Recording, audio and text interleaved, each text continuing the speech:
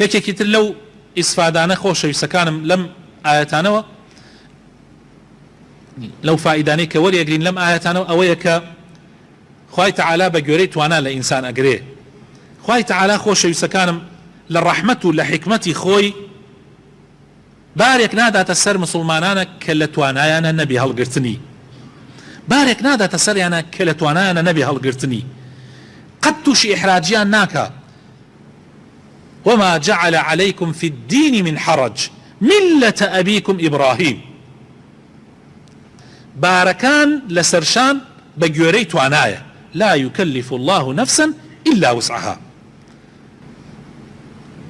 إنسان لدنيايا يعني يكي كتل فايدة كان هرچی کارێک بکە بە پێی کارەکانی خۆی پاداش دەدرێتەوە.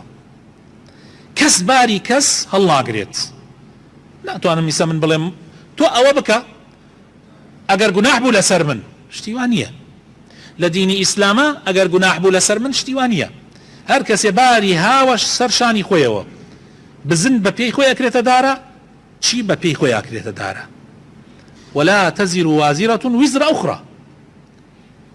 کەس تاوانی کەس هەڵناگرێ و کەسیش پاداشتی ناڕوا بۆ یەکێکی تر مەگەر لە هەندێک حاڵاتە بۆ نمونە من شتێک فێری فڵانە کەسەکەم ئەگەر ئەو بیکە منیش خێرم دەسەکەوێ.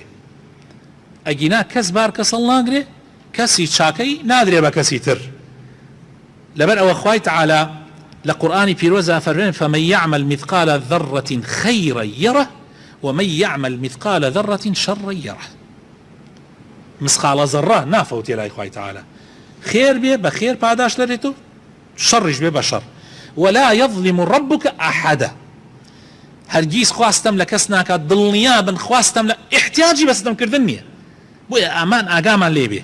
لە حەدیسەکەی هەفتەی پێشووشە دووبارە ئەیڵێمەوە و حەدیثەکە قودسیە. خوای تەعالا فەرمووی بەندەکانم طبعا لروجي قيامته أمي كأيدم بيتان يعني پاداشتان لسر دوا عملي خوتانا. هر کسی چاکی بینی او خوی کردویتی با شکری خواه بکا. هر کسی کش خراپی بینی خراپی خویتی خوی کردویتی با لومی خوی بکا، لومی کسی تر نکا.